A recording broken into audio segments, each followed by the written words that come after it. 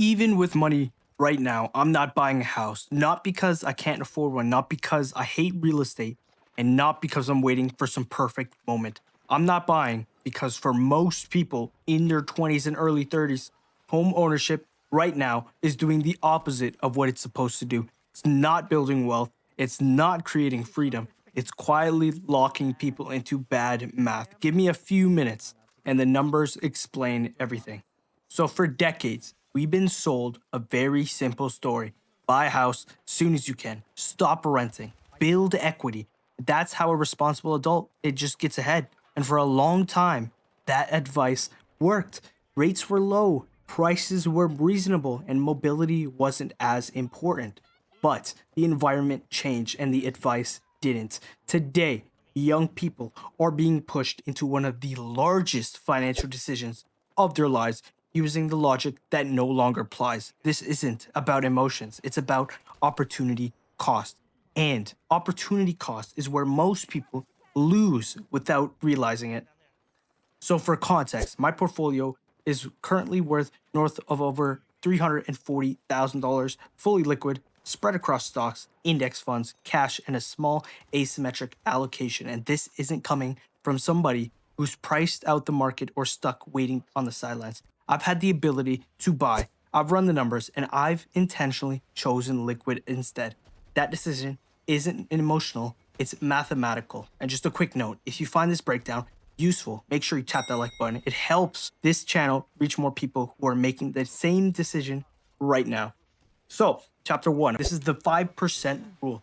Let's start with the cleanest framework for comparing renting versus buying, and it's called the 5% rule. Take the value of a home, multiply it by 5%, and that number represents the true annual cost of ownership when you account for property taxes, maintenance, insurance, and opportunity costs. So, if you're looking at a $500,000 home right now, the real cost of owning is roughly $25,000 per year or about $2,000 per month.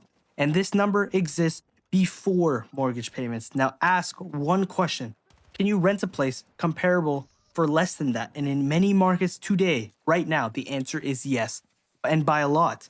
That's when the case buying isn't building wealth. It's paying a premium for ownership. And this is chapter two. This is the mortgage illusion. One of the biggest misconceptions in personal finance is the idea that your mortgage payment is mostly going toward equity.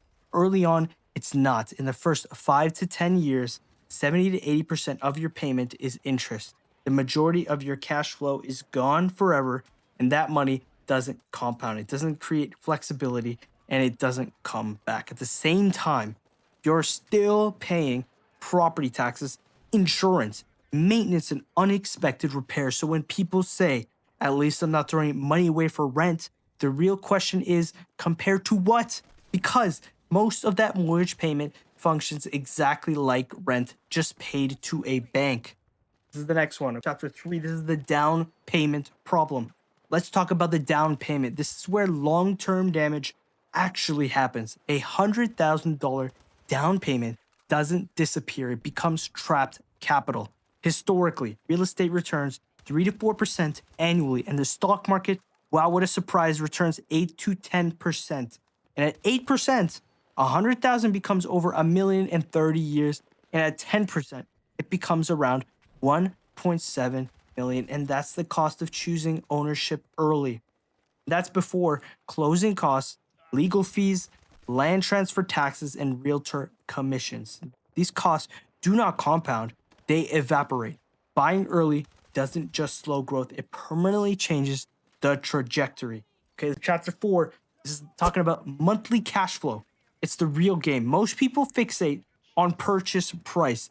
The real killer is a monthly burn. If owning costs $1,000 more per month than renting, and you invest the difference, 8% for 30 years, that alone becomes 1.5 million. So now you're looking at 1 million plus for a down payment opportunity cost and 1.5 million from monthly cash flow drag.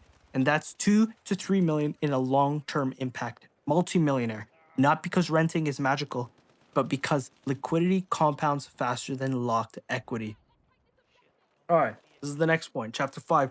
Liquidity is the real wealth. Liquidity is what most people underestimate. Liquidity means you can move cities quickly, you can chase higher income, you can invest during downturns, and you can fund opportunities immediately. Being house rich and cash poor is fragile, especially early in life. In a fast moving economy like today beats permanence. Okay, I've owned property. Okay, I've dealt with unexpected issues and mental overhead. When I went fully liquid, two things happened. My stress dropped, my flexibility increased, while real estate demanded attention. My portfolio quietly compounded in the background, and that contrast matters. Not because that wealth feels productive. Not everything that builds wealth feels productive. Okay, this is the next one. Timing still matters. I don't obsess over timing the market, but ignoring it is completely naive. Right now, rates are elevated, prices are near historical highs, and inventory is increasing. Locked into a leveraged illiquid asset under these conditions isn't conservative.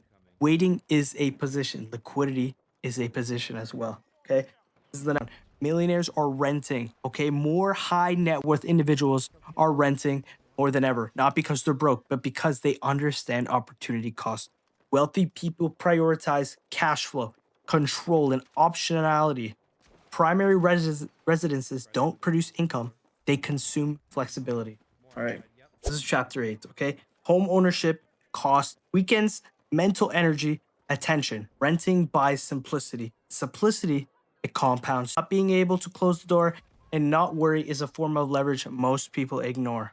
Just remember, this isn't a anti-real estate. It's anti-bad timing and anti-bad math. Later in life, ownership can make sense. Early on, liquidity usually wins, and wealth isn't about owning things. It's about controlling options.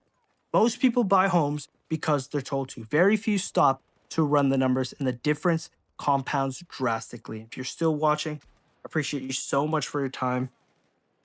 And just remember, you're not behind and that I'm rooting for you. If you want to check out all the other stuff, all the links, socials, all that, we got the Discord, talk about finance, all that fun stuff. You can check out the YouTube shorts. You can check out the TikTok. I post what I do at work. And make sure you hit the subscribe button. Appreciate your time more than you know. I hope you have an amazing rest of your day. Thank you for your time, and I'm out. Peace.